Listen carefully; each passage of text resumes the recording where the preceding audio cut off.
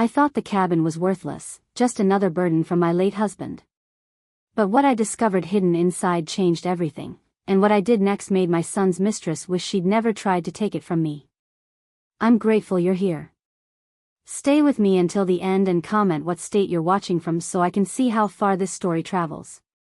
At 70 years old, I believed I'd encountered every variety of heartbreak the world had to offer. I'd nursed my husband Bernard through his final illness, watching cancer slowly steal the man I'd loved for 47 years. I'd sold family heirlooms to pay medical bills that insurance wouldn't cover. I'd learned to sleep alone in a bed that suddenly felt enormous and cold. I'd mastered the art of cooking meals for one, eating dinner while watching game shows to fill the silence that pressed against the walls of our modest craftsman house in Beaverton, Oregon. 6 months had passed since Bernard's funeral, and I was still finding his reading glasses in odd places, still catching myself setting 2 coffee cups on the counter each morning. Grief, I discovered, wasn't a straight line. It was a winding path with unexpected turns, moments where you thought you were doing fine followed by crushing waves of loss triggered by something as simple as hearing a song on the radio or smelling pipe tobacco on a stranger's coat. But standing in the cramped office of Whitmore and Associates on that drizzly March morning, surrounded by diplomas on wood-paneled walls and the musty smell of old law books, I realized that life still had surprises in store. And as I was about to learn, not all surprises came wrapped in pleasant packaging. To my beloved wife, Eleanor, Attorney Gerald Whitmore read in his measured baritone, peering at the document through tortoiseshell reading glasses, I leave our family residence at 2847 Maple Grove Avenue in Beaverton, Oregon, the contents of our joint savings account at Cascade Community Bank, and the property located at 6249 Timberline Ridge Road in Kalispell, Montana. I felt my eyebrows rise in confusion. Montana? I'm sorry, Mr. Whitmore, but there must be some mistake. Bernard never mentioned owning property in Montana. Gerald looked up from the will, his weathered face creasing with something that might have been sympathy.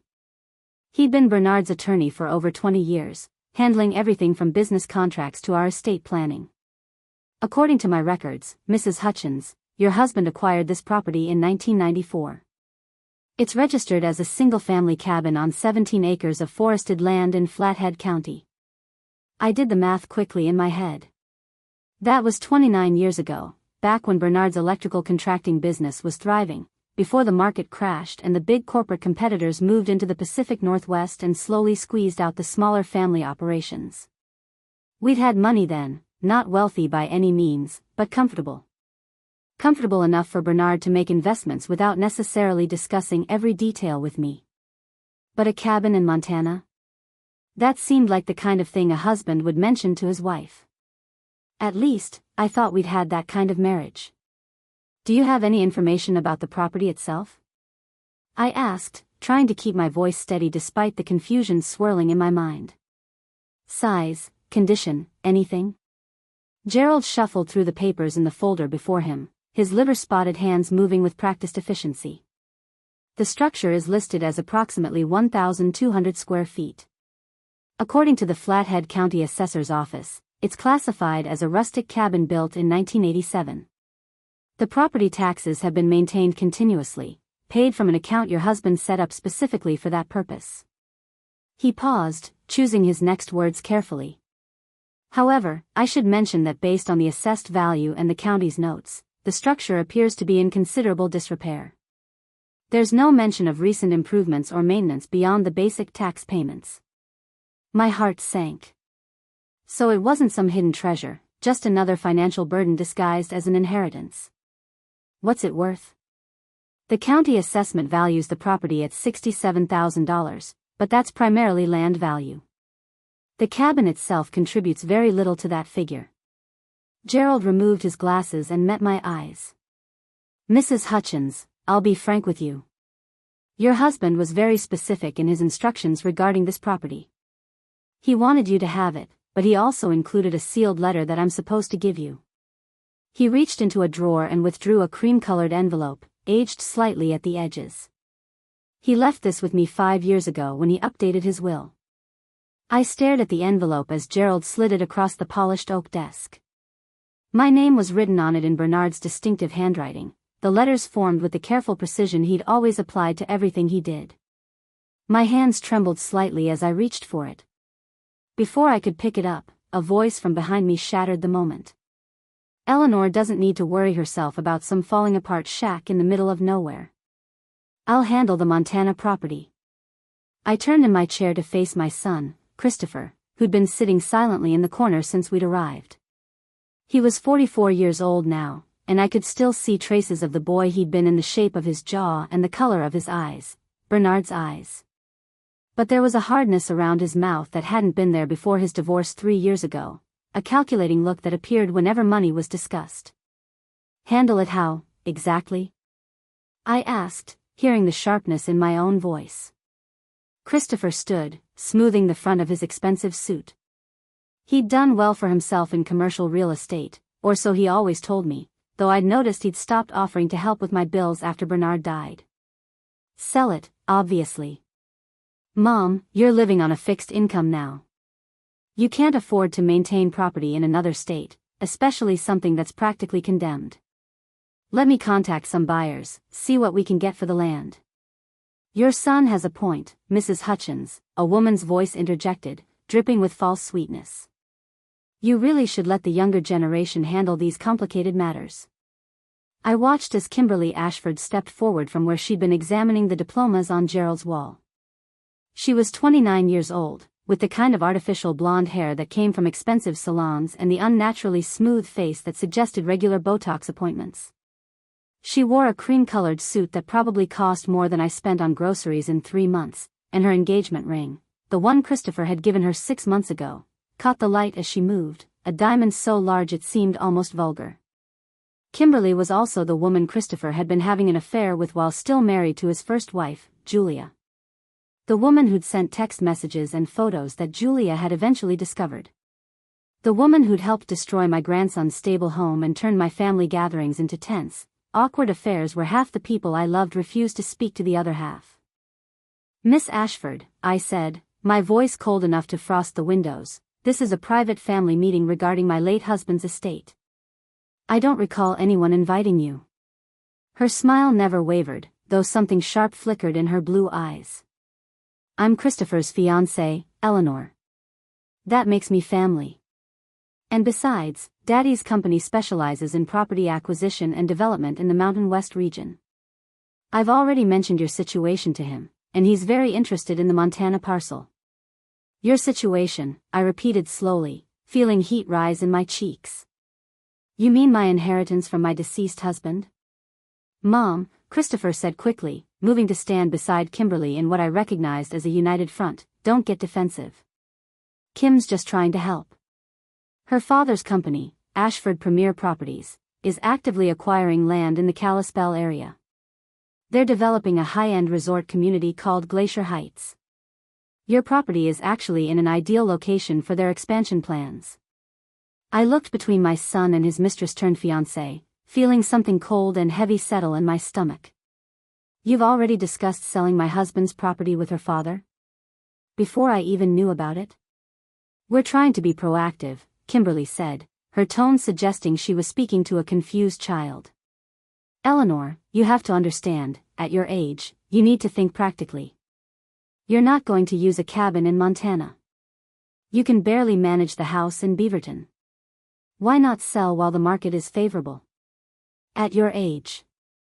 The words hung in the air like a slap. I was 70, not senile. I'd raised a son, supported a husband through building a business, managed our household finances for nearly 5 decades, and somehow navigated the nightmare of medical bills and insurance companies during Bernard's illness. But to this 29-year-old woman who'd never done a hard day's work in her life, I was just an inconvenient old lady who needed to be managed. How much? I asked quietly. Christopher's eyes lit up, mistaking my question for interest. Kim's father is prepared to offer $180,000 for the property. Cash sale, quick closing. Mom, that's more than double the assessed value. You could use that money for your retirement, maybe even move into one of those nice senior living communities where you wouldn't have to worry about maintenance. I'm not moving into a nursing home, Christopher. I didn't say nursing home, I said senior living. There's a difference. And honestly, Mom, it might be time to consider it. You're alone in that big house, you're not getting any younger. I'm 70, not 90. I stood up, gathering my purse, feeling my spine straighten with an anger I hadn't experienced in months. And I'm certainly not so feeble-minded that I'm going to sell property I've owned for less than an hour without even seeing it first. Be reasonable, Kimberly said, her voice sharpening. The property is 12 hours away by car. You can't seriously be considering driving to Montana at your age. There it was again. At your age. As if turning 70 had somehow stripped me of my autonomy, my ability to make decisions, my right to control my own inheritance.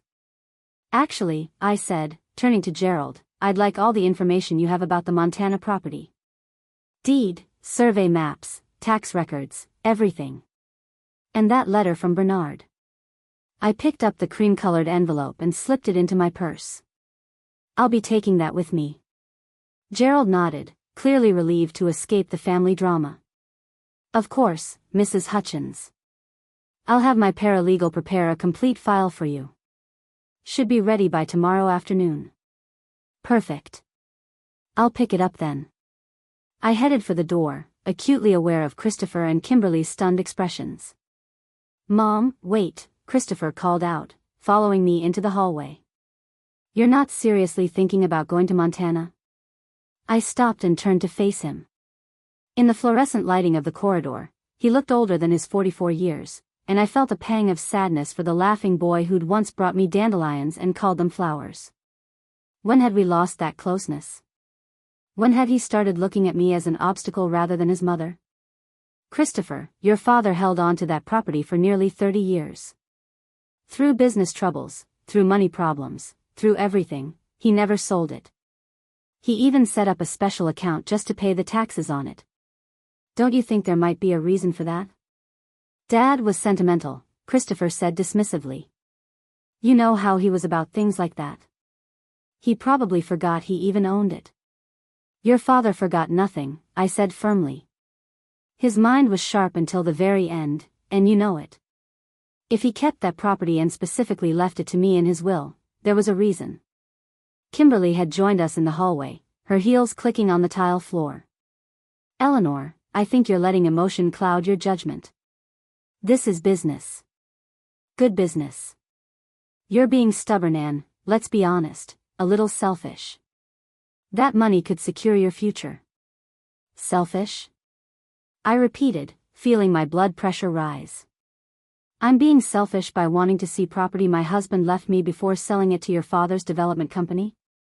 You're being stubborn, she insisted, her pleasant mask slipping to reveal something harder underneath. And you're putting Christopher in a very difficult position.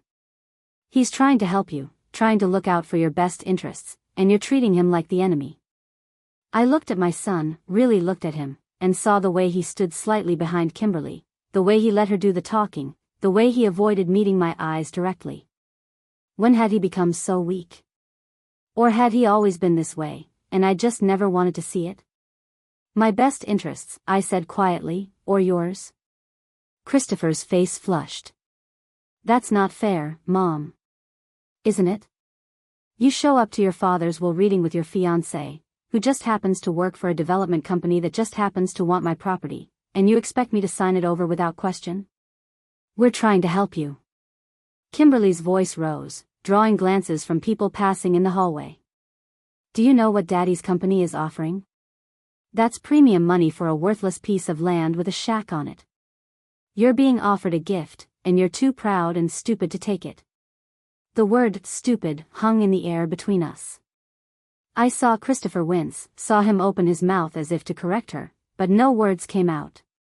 He just stood there, silent, letting his fiancée call his mother stupid in a public hallway. I think we're done here, I said softly. I turned and walked toward the elevator, my legs shaking but my head held high. You're making a huge mistake. Kimberly called after me. That property isn't worth the trouble. There's nothing there but an old shack and trees. I didn't respond. I just pressed the elevator button and waited, refusing to look back at them. But as the doors slid open and I stepped inside, I heard Kimberly's voice, quieter now but still audible, speaking to Christopher. "She's being ridiculous. We need that land, Chris. Daddy's already started the permitting process for the resort expansion. If she doesn't sell, it's going to create complications." "She'll come around," Christopher replied. "She's just being emotional. Give her a few days to calm down, and she'll see reason." The elevator doors closed, cutting off their conversation. I slumped against the wall, my hands trembling, my heart racing.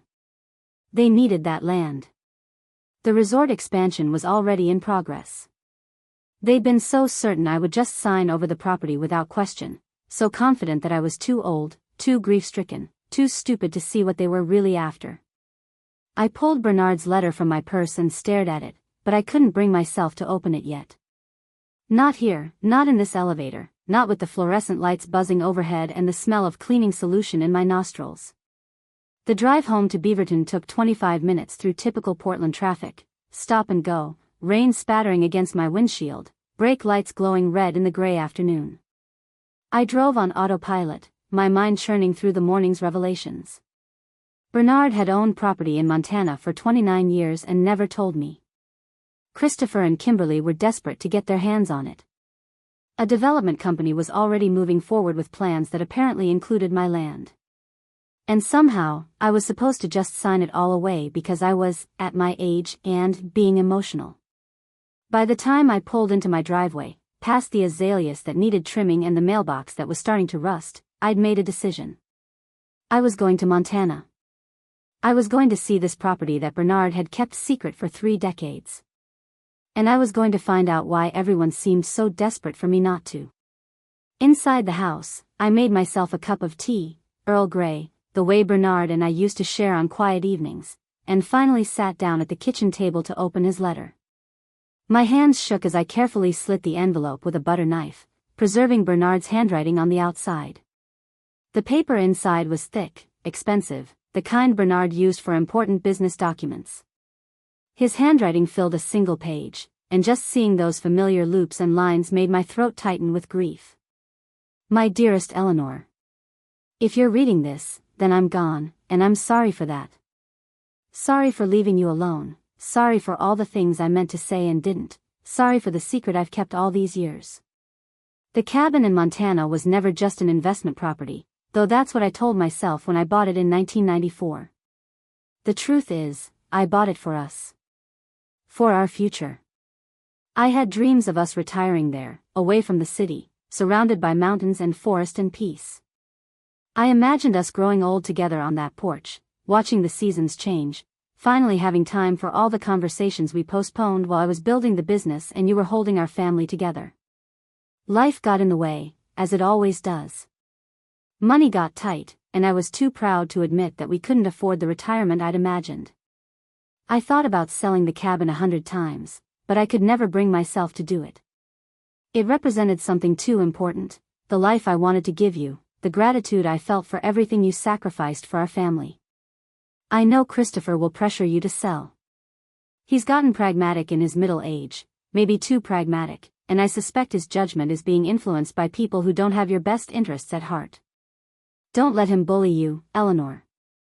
You've never needed anyone's permission to make your own decisions, and you don't need it now. Go to the cabin. See it with your own eyes. What you do with it after that is entirely your choice, but promise me you'll at least visit before you decide. There's more there than just property value. There's a dream I never gave up on, even when I should have. I love you. I've loved you since the day we met at that horrible church potluck where you told me my casserole looked like something scraped off a boot.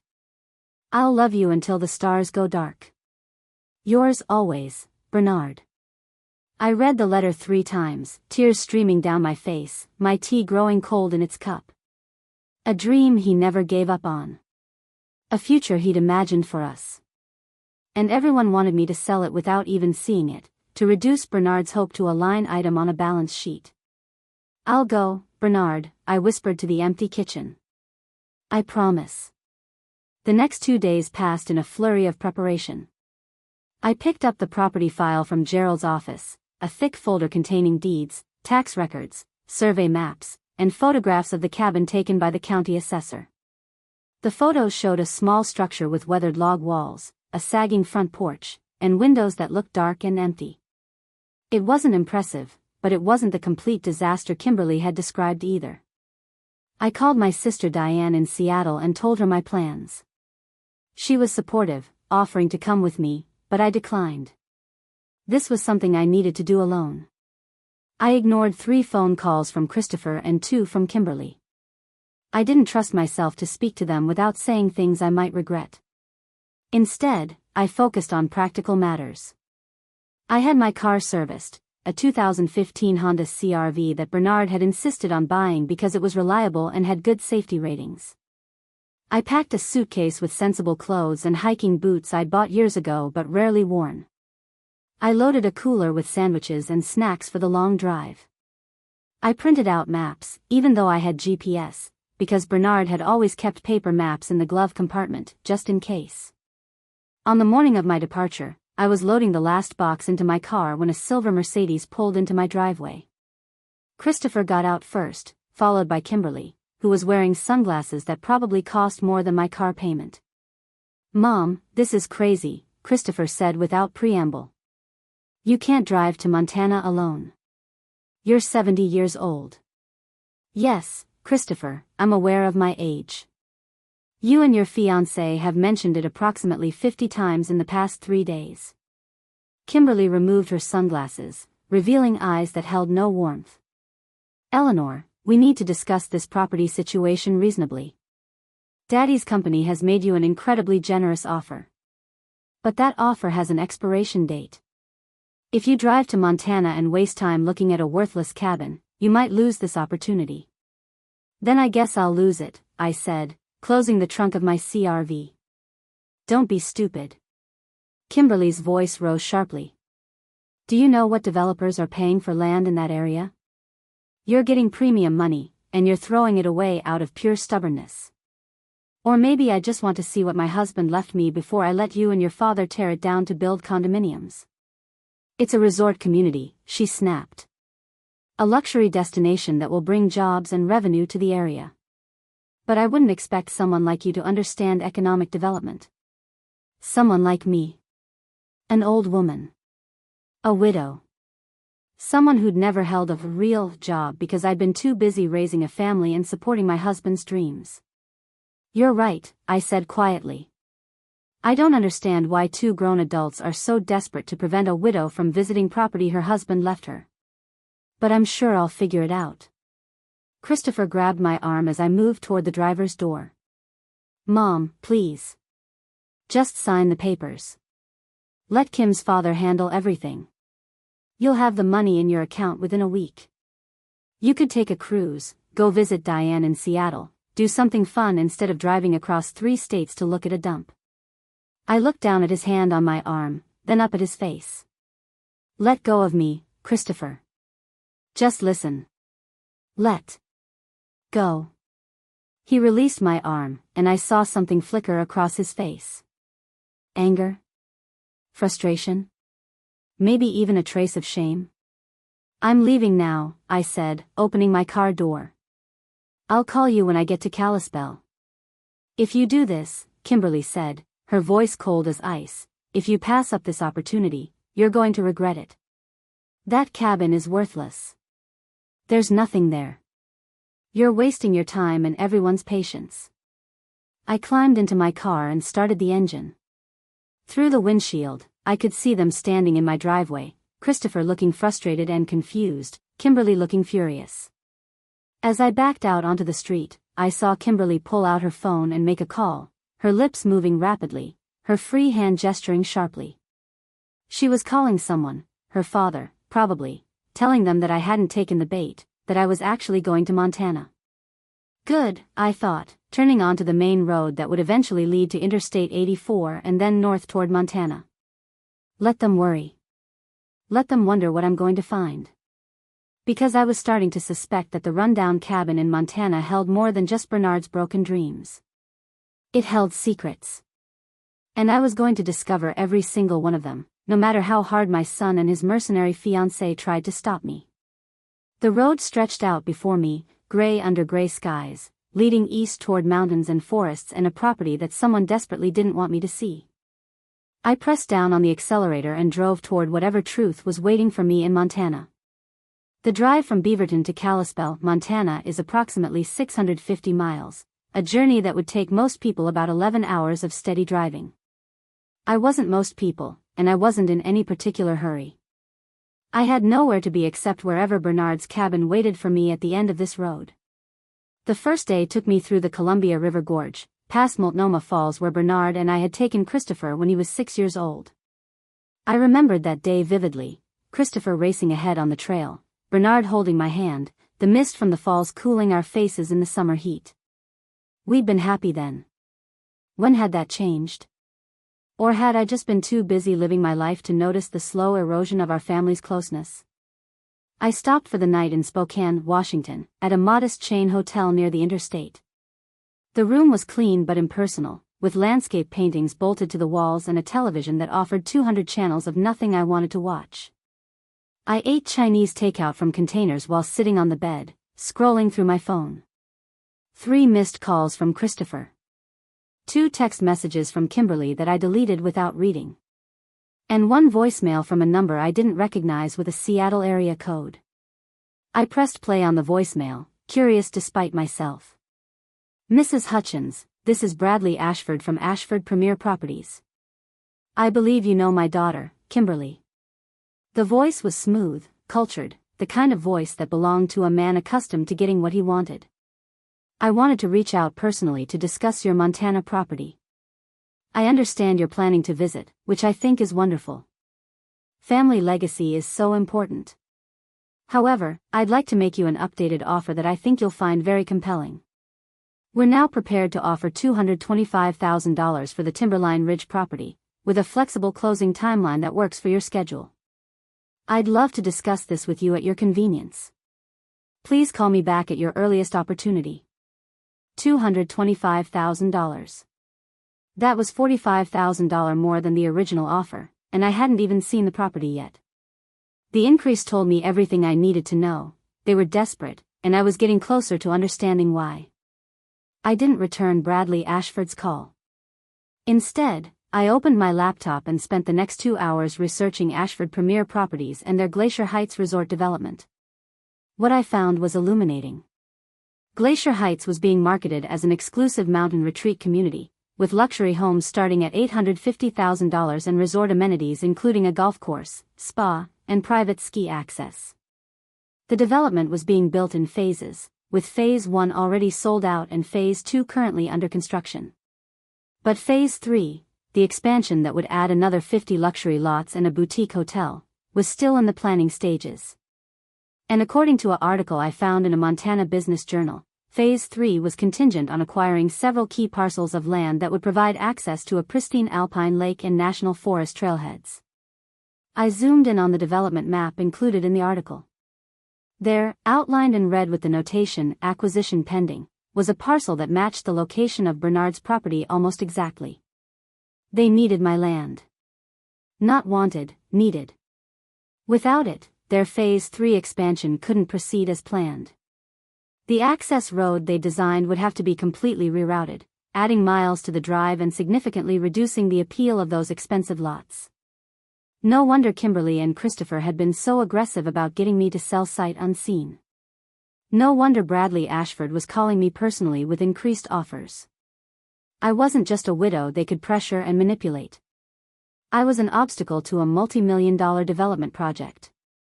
I closed my laptop and lay back on the hotel bed, staring at the popcorn ceiling. Bernard, I thought, did you know? Did you understand that this land would become valuable?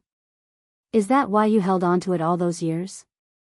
But no, Bernard couldn't have predicted a luxury resort development 30 years in the future. He'd bought the property because he dreamed of our retirement there, because he'd wanted to give me something beautiful. The fact that it had become valuable was just fate, or luck, or maybe Bernard's ghost looking out for me one last time. I fell asleep with my phone clutched in my hand, and dreamed of mountains I'd never seen and a cabin waiting for me like a secret yet to be revealed. The second day of driving took me through northern Idaho and into Montana, past Coeur d'Alene's shimmering lake and through forests so dense they seemed to press against the highway. The landscape changed as I drove, the gentle green of the Pacific Northwest giving way to something wilder, more rugged, mountains that looked like they'd been carved by giants and left sharp-edged under the enormous sky. I stopped for lunch in a small town called Troy, at a diner that looked like it hadn't been updated since 1975. The waitress was a woman about my age with gray hair pulled back in a practical ponytail and kind eyes that crinkled when she smiled. "Just passing through?" she asked as she poured my coffee. "Actually, I'm heading to Kalispell. I inherited some property up there." Her eyebrows rose with interest. "Is that right? What part of Kalispell?" "Timberline Ridge Road." "Do you know it?" Something shifted in her expression. Surprise, maybe, or recognition. "Can't say I know the road specifically, but that area's been getting a lot of attention lately. Big development company buying up land for some fancy resort." She shook her head. "Changing the whole character of the valley, if you ask me. Used to be you could buy a place up there on a working person's salary. Now it's all millionaires and their vacation homes." "The resort is called Glacier Heights," I said carefully. "Have you heard of it?" "Oh, everyone's heard of it. They've been advertising it all over the state, bringing in wealthy folks from Seattle and California. Good for the local economy, I suppose, but it prices out the people who've lived here for generations." She studied me more carefully. "You thinking of selling to them?" "I don't know yet. I haven't even seen the property." She nodded slowly. "Well, if I can offer a piece of advice from someone who's lived in Montana her whole life, don't let anyone rush you into a decision. Land up here, it's not just about money. It's about legacy, about what you leave behind. My granddaddy always said that land remembers the people who loved it. Maybe that sounds foolish to city folks, but it's true." I thought about Bernard, about his letter, about the dream he'd never given up on. It doesn't sound foolish at all. After lunch, I continued north, following Highway 2 as it wound through the Kootenay National Forest. My phone's GPS indicated I was about an hour from Kalispell when it rang through my car's Bluetooth system. Christopher's name appeared on the dashboard display. I almost didn't answer, but some part of me, the part that was still his mother, that still remembered rocking him to sleep and bandaging his skinned knees, made me press the accept button. "Hi, Christopher." "Mom, thank God. Where are you?" "About an hour from Kalispell." There was a pause, and I could hear muffled voices in the background. He wasn't alone. "Mom, you need to turn around. This is getting out of hand. Mr. Ashford has increased his offer to $225,000. That's an incredible amount of money for property you're never going to use." "I know about the offer. He left me a voicemail." "So you'll consider it?" "I'll consider it after I see the property." "Why are you being so stubborn about this?" His voice rose with frustration. "It's just land, Mom. Trees and dirt. What do you think you're going to find up there?" "I don't know, Christopher. But apparently everyone is very invested in making sure I don't find it." "That's paranoid thinking. We're trying to help you." "Are you?" I interrupted. "Because from where I'm sitting, it looks like you and Kimberly are trying to pressure me into selling property before I can discover why it's actually valuable. Her father needs my land for his resort expansion, doesn't he? That's what this has been about from the beginning." Silence on the other end of the line. Then, quietly, "How did you know about Phase 3? "I know how to use Google, Christopher. I may be 70, but I'm not senile." "Nobody said you were senile." He sounded defensive now. "Look, yes, Mr. Ashford's company wants the land for their development. But that doesn't change the fact that he's offering you an excellent price. You could take that money and be comfortable for the rest of your life. Why would you turn that down?" "Because your father wanted me to see it first. Because he kept this property for 30 years for a reason. Because I deserve to make an informed decision instead of being manipulated by my own son." "Mom. I'm almost to Kalispell, Christopher. I'll call you after I've seen the cabin." I ended the call before he could respond, my hands shaking on the steering wheel. I'd never hung up on my son before, never been so directly confrontational with him. But I'd also never felt so certain that he was working against my interests rather than for them. The last hour of driving took me through Kalispell itself, a town larger than I'd expected, with a charming downtown that looked like something from a postcard. I stopped at a grocery store to buy supplies: bread, cheese, coffee, bottled water, a flashlight with batteries. I didn't know what condition the cabin would be in, and I wanted to be prepared. The clerk who rang up my purchases was a young man with a friendly smile. "Visiting Glacier Park?" he asked, noticing the hiking boots visible in my shopping cart. "Not exactly. I inherited a cabin up on Timberline Ridge Road." His expression shifted, became more guarded. "Timberline Ridge. That's prime real estate now. My uncle used to have a place up there, but he sold to the developers last year. Said they made him an offer he couldn't refuse." "Did he want to sell?" The young man shrugged. "He wanted to pass the cabin down to me and my cousins. But when they offered him 3 times what he paid for it, and when the property taxes kept going up because of all the development, well, sometimes you don't have much choice." I paid for my groceries and walked back to my car, thinking about the uncle who'd wanted to pass his cabin to his family but couldn't afford to keep it once the wealthy developers arrived. How many other families had been displaced by Glacier Heights? How many more would lose their property if Bradley Ashford got his way? Timberline Ridge Road turned out to be a gravel track that wound up through dense forest, climbing steadily away from the main highway. My CRV handled it well enough, but I could see why the county had classified this as a rustic property. This wasn't the kind of place you could reach in a sedan or in winter without 4-wheel drive. The GPS indicated I still had 3 miles to go when I noticed a black SUV pulled off to the side of the road ahead. As I approached, a man stepped out, middle-aged, wearing an expensive outdoor jacket and designer sunglasses that screamed, "I buy my hiking clothes from catalogs." I slowed down, and he flagged me to stop. Against my better judgment, I rolled down my window. "Excuse me," he called out, "are you Eleanor Hutchins?" Every instinct I had screamed danger. "Who's asking?" He walked closer to my window, and I could see the Ashford Premier Properties logo embroidered on his jacket. "My name is Marcus Webb. I work for Bradley Ashford. He asked me to meet you here, to escort you to the property and answer any questions you might have." "How did you know I'd be here today?" His smile was practiced, professional. "Mr. Ashford's daughter mentioned you'd left yesterday. We calculated when you'd likely arrive. So they'd been tracking my movements, or at least predicting them." The thought made my skin crawl. "I don't need an escort, Mr. Webb. I have the property address." "Mrs. Hutchins, I understand you're uncomfortable with our interest in your property. But we're not your enemies. We're businesspeople trying to complete a legitimate development project. The cabin is in rough shape. I've been up there to assess it for Mr. Ashford. There are safety concerns you should be aware of. Rotted floorboards, possible structural damage. I'd hate for you to get hurt exploring it alone." "That's very considerate," I said dryly. "But I'll take my chances. At least let me give you my card. If you need anything while you're up there, cell signal is spotty at best in this area. You can use the satellite phone number to reach me." He held out a business card through my window. After a moment's hesitation, I took it. "Thank you, Mr. Webb. Now if you'll excuse me, I'd like to see my property."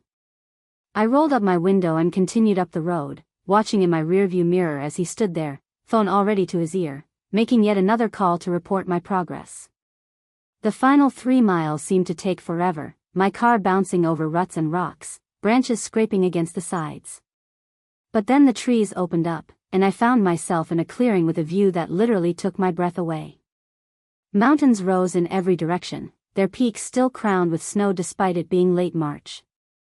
A meadow stretched out behind the clearing, dotted with wildflowers just beginning to bloom. And in the center of it all, surrounded by towering pines, sat a small log cabin with a covered porch and windows that caught the afternoon sun. I parked the car and just sat there for a moment, staring at the cabin that Bernard had bought 30 years ago, the dream he'd never given up on. It wasn't falling apart. Yes, the porch sagged a bit on one side, and the logs needed rechinking in places. But it was solid, sturdy, built by someone who knew what they were doing. This wasn't the condemned shack Kimberly had described. This was a home. I got out of my car slowly, my legs stiff from the long drive. The air was different up here, thinner, cleaner, carrying the scent of pine and something else I couldn't quite identify. Snow? Stone? Just wilderness? The front door was locked, but the key from Gerald's file fit perfectly. The lock turned with a click that sounded loud in the mountain silence, and I pushed the door open. The interior was dim, dusty, but not destroyed. One large room served as living area and kitchen, with a stone fireplace dominating one wall. A doorway led to what I assumed was a bedroom. The furniture was covered in sheets, and everything was coated in years of dust, but it was all intact. I walked slowly through the space, my footsteps echoing on the hardwood floors. The floorboards were solid, no rot that I could see, no dangerous weak spots. Marcus Webb had been lying about the safety concerns, just another tactic to scare me away. In the kitchen area, I found a hand pump over a deep sink. I tried it experimentally, and after a few dry pumps, water gushed out, clear and cold. A well. Bernard had installed a well. The fireplace had a stack of firewood still piled beside it, aged but dry. I could see evidence of mice and other small creatures having made themselves at home over the years, but nothing that couldn't be cleaned up. This wasn't a worthless shack. This was a cabin that someone had loved and maintained, at least for a while. Bernard had been here. He'd stood in this room, probably imagining our retirement, imagining the life we'd live in this beautiful, remote place.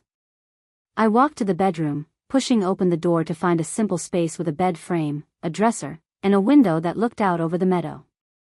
The mattress had been removed, probably destroyed by time and weather, but the frame was solid pine, handcrafted with careful joints. That's when I noticed something odd. The back wall of the bedroom, the one that should have been exterior log wall, was made of newer wood. Pine boards that didn't match the age of the rest of the cabin, installed at some point after the original construction. I walked closer, running my hands over the boards. They were smooth, well-fitted, but definitely newer than everything else in the cabin. Why would someone panel over a perfectly good log wall? I pressed against the boards experimentally, and one of them moved slightly.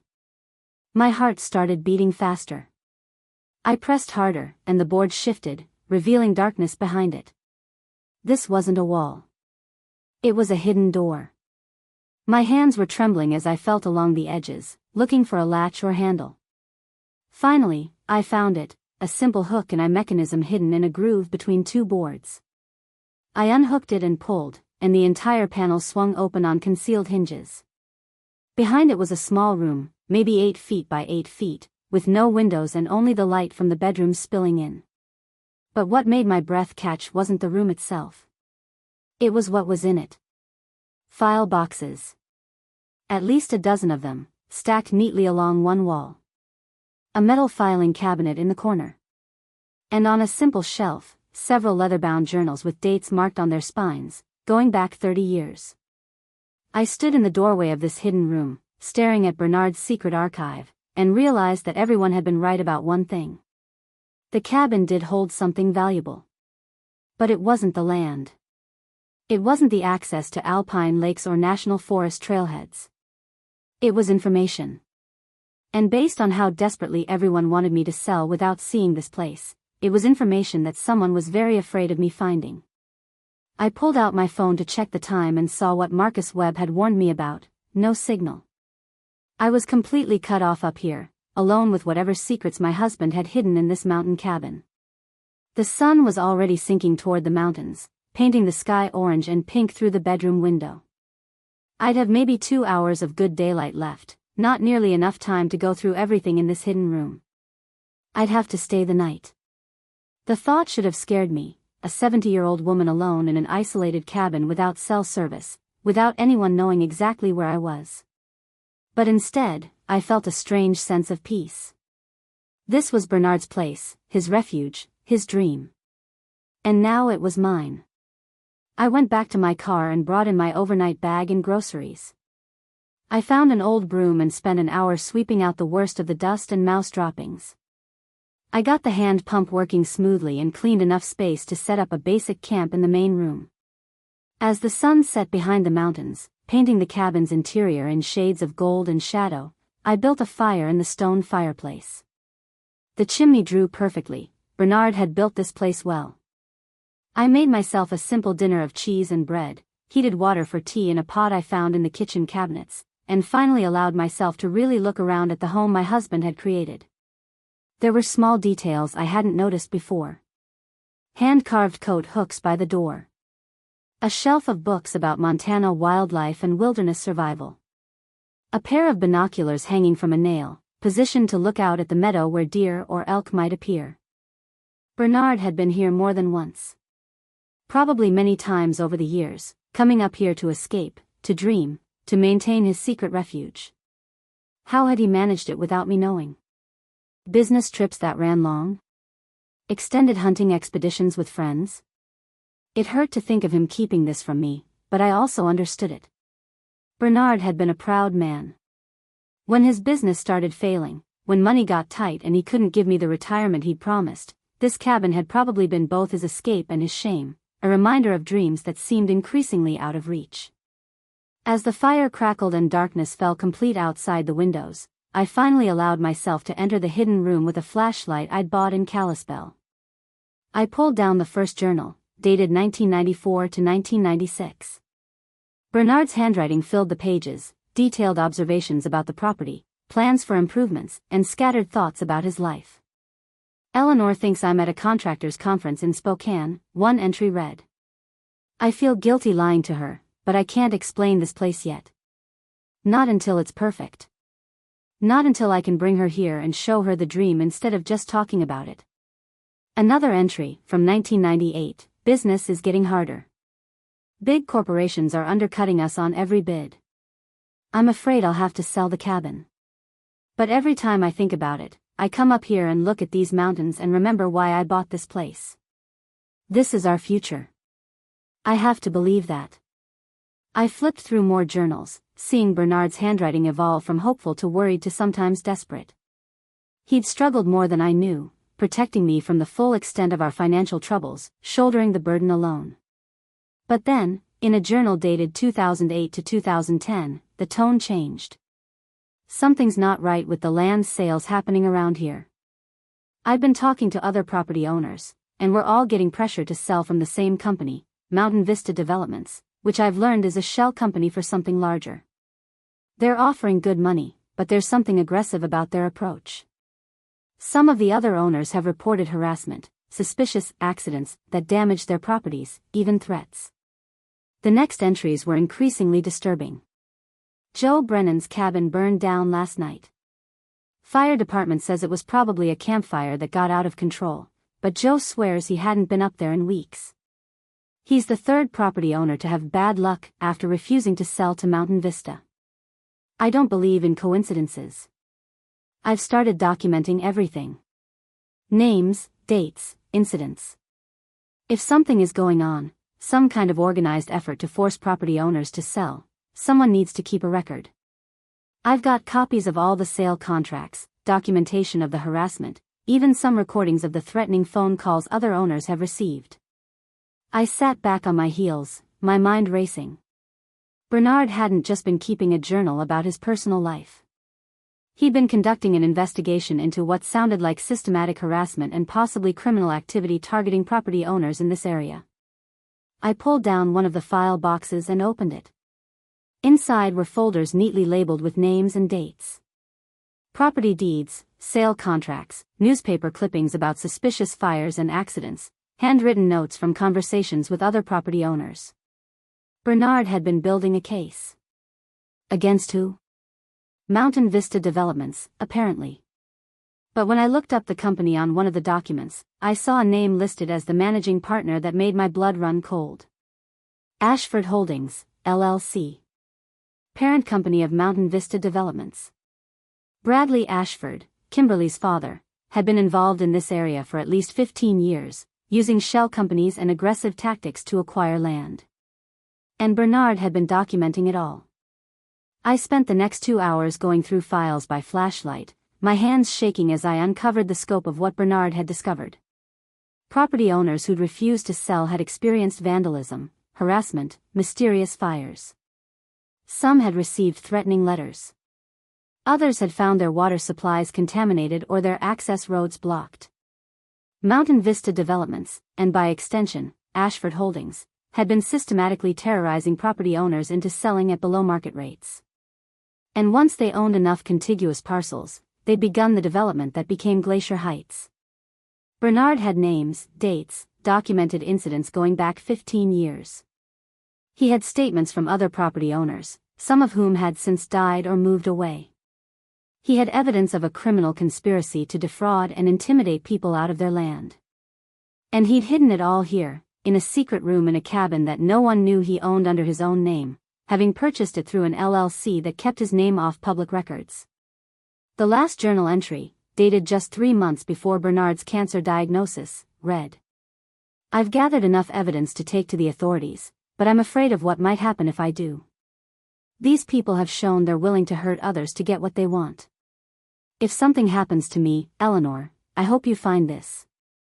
I hope you understand why I kept it secret. This isn't just about our property anymore. It's about justice for all the people who were forced out of their homes and dreams. Do what you think is right. I'll support whatever decision you make, even if I'm not there to see it." I sat on the floor of that hidden room, surrounded by evidence of corporate crime and my husband's secret crusade for justice, and finally understood why everyone had been so desperate to keep me away from this cabin. They weren't afraid I'd discover the property's value. They were afraid I'd discover what Bernard knew. And now that I had, I faced an impossible choice. I could take Bradley Ashford's money, sell the property, and let these secrets stay buried. It would be the safe choice, the easy choice, the choice a 70-year-old widow would be expected to make. Or I could fight.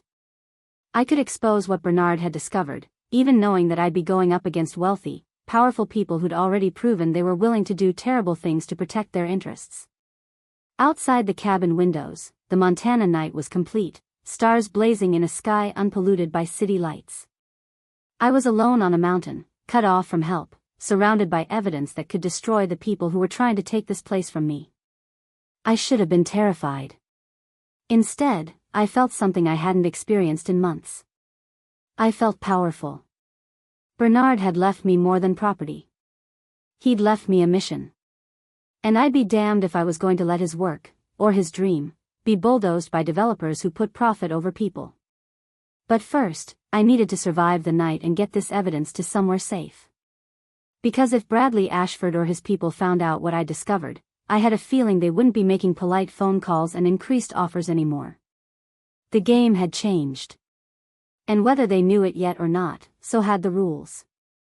I spent that first night in the cabin sleeping fitfully, waking at every sound: wind in the pines, an owl calling, branches scraping against the roof. Each time I woke, I'd check the door to make sure it was locked, then lie in the darkness wondering if I'd made a terrible mistake staying here alone. But when dawn broke over the mountains, painting the meadow in shades of gold and pink that seemed almost unreal, I felt my resolve strengthen. This place was worth fighting for. Not just for the land or the view, but for what it represented: Bernard's dream, yes, but also justice for all the people who'd been forced out by Ashford's tactics. I made coffee using the hand pump and the camp stove I'd found in a cabinet, then spent the morning methodically photographing every document in Bernard's hidden archive. My phone had no signal, but the camera still worked. I took hundreds of photos, journal entries, contracts, statements from victims, newspaper clippings, everything. By noon, I'd documented the entire collection. Now I needed to get this evidence to somewhere safe and figure out my next move. The nearest town with cell service was about 20 miles back down the mountain road. I'd drive there, upload the photos to cloud storage, and contact the authorities. I was packing up my overnight bag when I heard it, the sound of a vehicle approaching on the gravel road. My heart started racing. Who would be coming up here? Marcus Webb checking on me? Christopher coming to pressure me again? Or someone worse? I moved to the window and peered out through the dusty glass. A black SUV, the same one Marcus Webb had been driving yesterday, was pulling into the clearing. But this time, there were two vehicles. The second was a silver Mercedes that I recognized immediately. Christopher's car. I watched as Marcus Webb got out of the SUV, followed by Bradley Ashford himself, an older man with silver hair and an expensive suit that looked ridiculous on a mountain logging road. From the Mercedes came Christopher and Kimberly, both dressed in designer outdoor wear that had probably never seen actual outdoor use. They'd come together. My son and the people trying to steal my property, arriving as a united front. I felt something cold settle in my chest. Christopher had chosen his side, and it wasn't mine. I stepped out onto the porch before they could knock, wanting to control this confrontation rather than feeling trapped inside. This is private property. You're trespassing. Bradley Ashford smiled, the kind of smile that didn't reach his eyes. He was in his late 60s, with the confident bearing of someone who'd spent his life getting exactly what he wanted. Mrs. Hutchins, there's no need for hostility. We're all friends here. Friends don't send employees to intercept me on the road. Friends don't pressure widows to sell property they haven't even seen. Mom, Christopher said, stepping forward. He looked uncomfortable, his eyes not quite meeting mine. We're worried about you. You've been up here alone all night with no cell service. Anything could have happened. I'm perfectly fine, as you can see. Kimberly laughed, a sharp sound that echoed off the surrounding trees. You're 70 years old, Eleanor. You slept in a cabin with no electricity or running water. That's not perfectly fine, that's concerning behavior. There's a well. And I'm more capable than you seem to think. Bradley Ashford held up his hands in a placating gesture. Ladies, please. Mrs. Hutchins, I came here personally because I want to make you the most generous offer possible. I'm prepared to pay $275,000 for this property.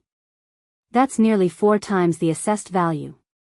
You could live very comfortably on that money for the rest of your life.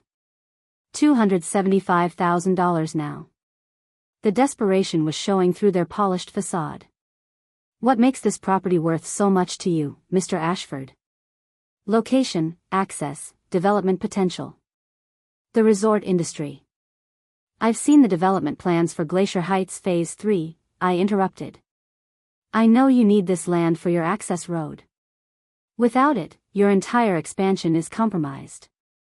Something flickered in his eyes, surprise, maybe, or annoyance that I'd done my homework. Then you understand the business reality. This property has strategic value to my company. I'm willing to pay accordingly. What about the other property owners? I asked quietly. The ones who didn't want to sell?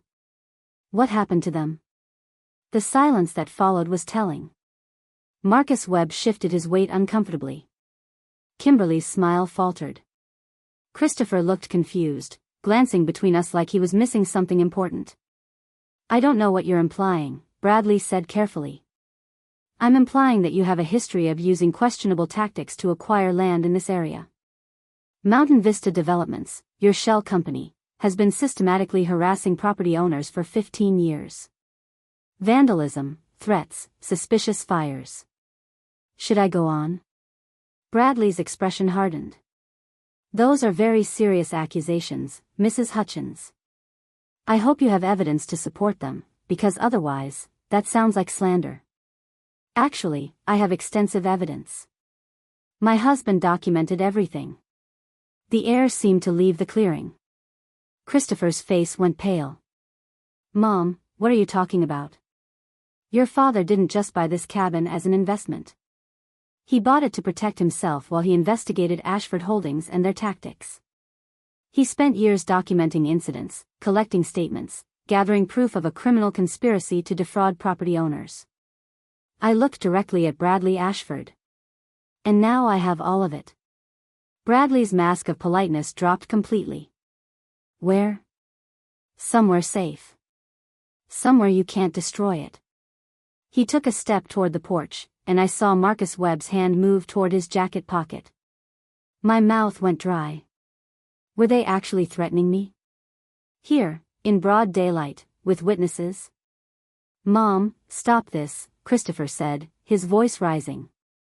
You don't know what you're dealing with. These are important people with important connections. You can't just accuse them of. Of what, Christopher? Crimes they actually committed? Your father gathered evidence of arson, intimidation, fraud, conspiracy. Everything is documented with dates, names, and proof. There's no proof, Bradley said flatly. Your husband was a sick man at the end. Cancer treatment can cause confusion, paranoia. Whatever he wrote in his journals. It's not just journals. There are contracts, photographs, recorded phone calls, statements from victims. Some of those victims are dead now, but their testimony lives on in my husband's archive. Kimberly's face had gone from confident to worried. Daddy, she's bluffing. She has to be. Am I? I looked at each of them in turn. Your father's company operated under at least 3 different shell corporation names. Mountain Vista Developments, Clearwater Holdings, and Summit Property Group. All of them engaged in systematic harassment of property owners who refused to sell. Bernard documented 12 separate incidents of suspicious fires, 8 cases of water supply contamination, and countless reports of threatening phone calls and vandalism. This is ridiculous, Bradley said, but his voice had lost its certainty. Even if your husband collected some conspiracy theory nonsense. I've already photographed everything. Hundreds of documents. And this morning, before you arrived, I uploaded all of it to secure cloud storage with copies sent to 3 different email addresses. This was a lie. I hadn't had cell service to upload anything, but they didn't know that. If anything happens to me, if I disappear or have some convenient accident, those files automatically get sent to the FBI, the Montana Attorney General, and the Seattle Times. The silence was absolute. Even the birds seemed to have stopped singing. You're bluffing, Bradley said again, but his face had gone ashen. Try me. I'm a 70-year-old widow with nothing left to lose. My husband is dead. My son has clearly chosen money over family. What exactly do you think you can threaten me with? Christopher found his voice. Mom, please. Think about what you're doing. These accusations could ruin people's lives. These accusations could bring justice for people whose lives were already ruined. People who lost their homes, their dreams, their sense of safety because your soon-to-be father-in-law decided their property was more valuable than their well-being. Mrs. Hutchins, Marcus Webb spoke for the first time, his voice tense. You need to be very careful about what you do next. Mr. Ashford is a powerful man with powerful friends. Making enemies of people like him is dangerous. Is that a threat, Mr. Webb? It's a reality check. I felt my hands shaking but kept my voice steady. Here's my reality check. I own this property free and clear.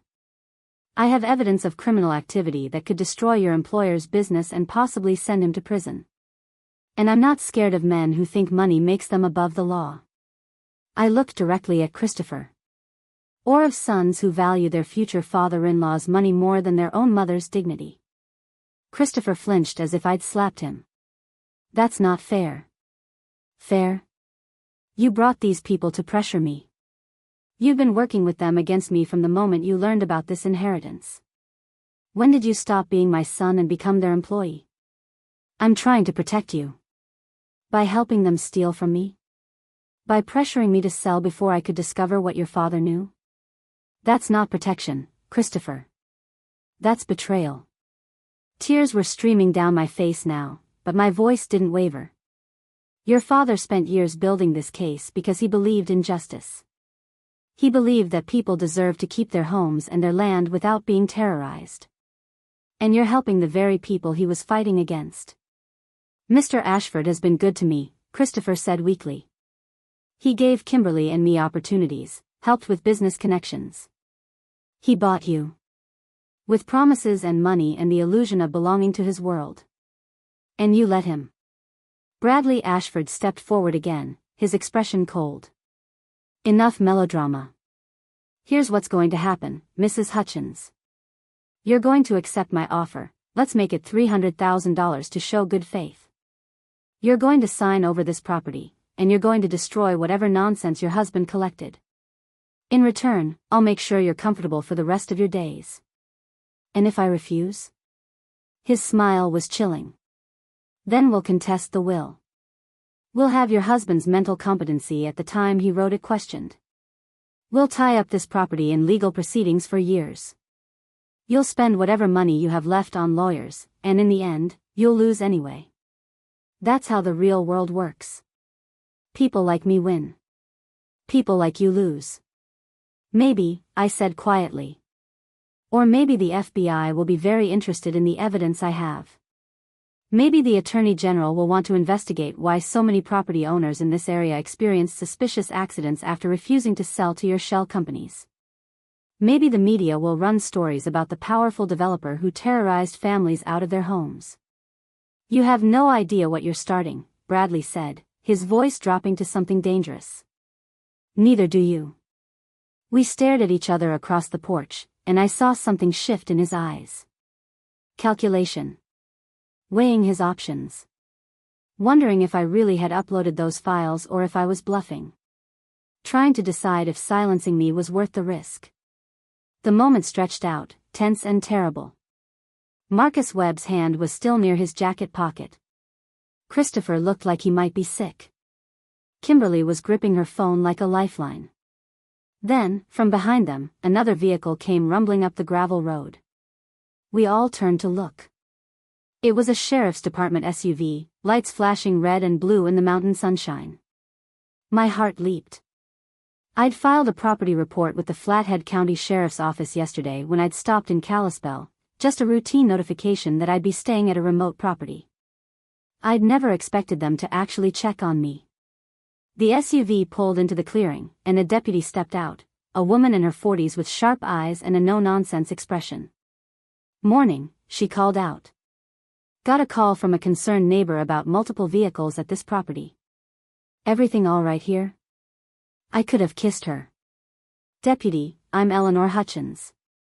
I own this property. These people showed up uninvited." The deputy's hand moved casually to rest on her service weapon. "That right? Folks, you have permission to be here?" "We were just leaving," Bradley Ashford said smoothly, his businessman mask sliding back into place. "Family discussion. We didn't mean to cause any concern." "Family discussion," the deputy repeated, her eyes moving over the group, taking in the expensive cars, the designer clothes, the tension hanging thick in the air. "Ma'am, you want these people to leave?" "Yes, please." "You heard the lady. Time to go." Bradley looked like he wanted to argue, but even he wasn't foolish enough to confront a law enforcement officer. "This isn't over, Mrs. Hutchins." "I believe it is. Unless you'd like me to start making those phone calls right now." He glared at me, then turned sharply and stalked back to his SUV. Marcus Webb followed without a word. Kimberly was already retreating to the Mercedes, her phone pressed to her ear. Christopher lingered, looking between me and the departing vehicles with an expression of helpless confusion. "Mom, Go with them, Christopher. You've made your choice. It doesn't have to be like this." "Yes, it does. You chose money over family. You chose them over me. That's your right, but it comes with consequences." I felt tears threatening again but pushed them back. "Your father would be so disappointed in you." That hit home. I saw him flinch, saw pain flash across his face. For a moment, I thought he might apologize, might realize what he'd done. But then Kimberly honked the Mercedes horn, and the moment passed. "Goodbye, Mom," he said quietly, and walked away.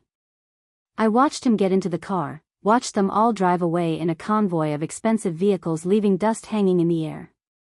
The deputy waited until they disappeared down the road before turning back to me.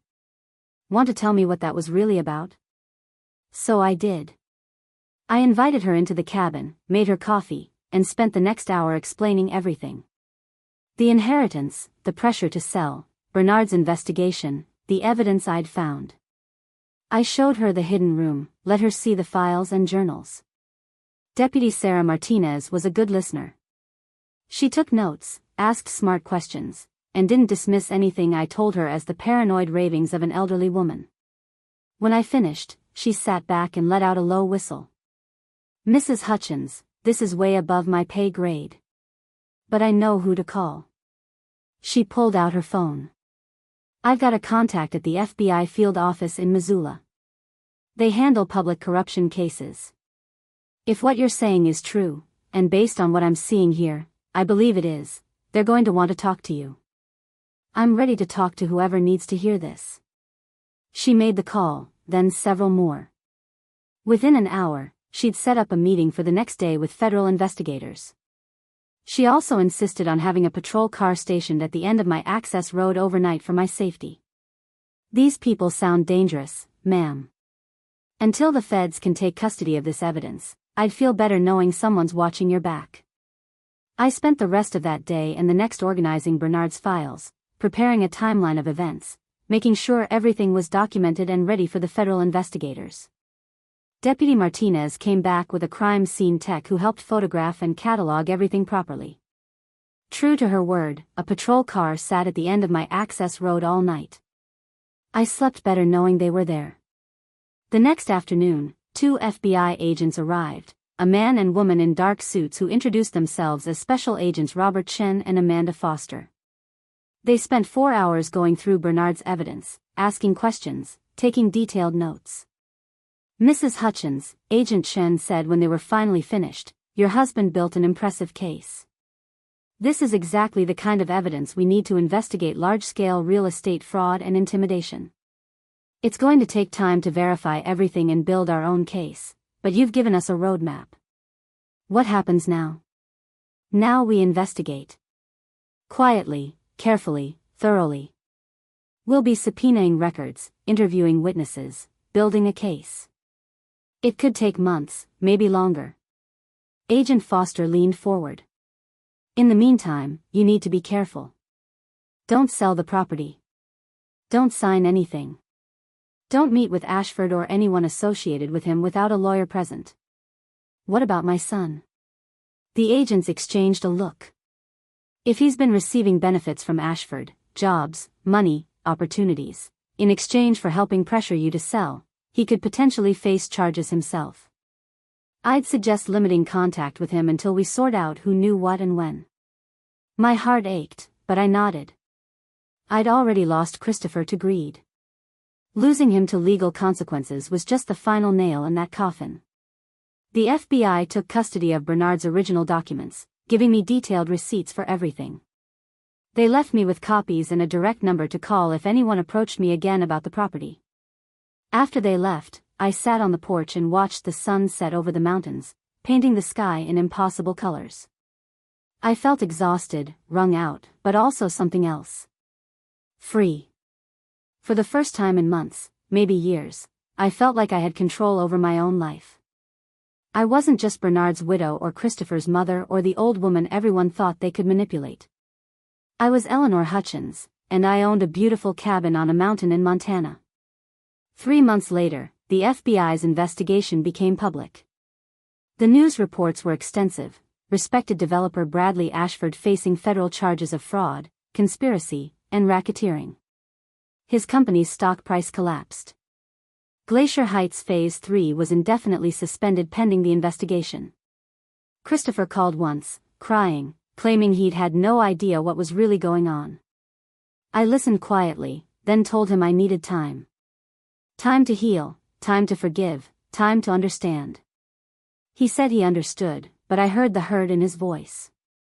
Maybe someday we'd rebuild our relationship. But it would be on different terms. Kimberly, predictably, broke off the engagement the moment her father's legal troubles became public. Last I heard, she'd moved to Arizona and was already engaged to someone else. Christopher was better off without her. The cabin became my summer home. I spent May through September there each year, with a satellite phone for emergencies but mostly enjoying the silence and solitude. I had the well tested, perfectly clean. I installed solar panels and a small generator. I fixed the sagging porch and rechinked the logs. I made friends with the neighbors who'd stayed despite the development pressure, good people who remembered Bernard and were grateful that his evidence had stopped Ashford's harassment. We had potlucks and helped each other with maintenance and became the kind of community that couldn't be bought or built, only grown. The property was worth a fortune now, easily over $1 million with the right buyer. Several legitimate development companies approached me with offers, all respectful, all above board. I declined them all. This cabin wasn't for sale. It was Bernard's dream, and now it was mine too. On warm summer evenings, I'd sit on the porch with a glass of wine and Bernard's journals, reading his words and feeling his presence in this place he'd loved. He'd wanted to give me mountains and peace and a future. He'd succeeded beyond what he could have imagined. "Thank you, Bernard," I'd whisper to the mountain wind. "For the cabin, for the fight, for believing I was strong enough to finish what you started." And in the rustling of the pines and the call of the evening birds, I swear I could hear him answer, "I always knew you were, Eleanor. I always knew." Epilogue. 1 year after the FBI investigation began, Bradley Ashford pleaded guilty to multiple federal charges and was sentenced to 8 years in prison. His company paid millions in restitution to the families he defrauded. Several of his employees, including Marcus Webb, also faced charges. Christopher eventually apologized, really apologized, not just for getting caught but for his choices. We rebuilt our relationship slowly, carefully. He never asked about the cabin again, and I never offered to show it to him. Some things needed to remain mine alone. I'm 71 now, still spending my summers in Montana, still protecting Bernard's dream and the community he loved. The cabin isn't run down anymore. It's a home. My home.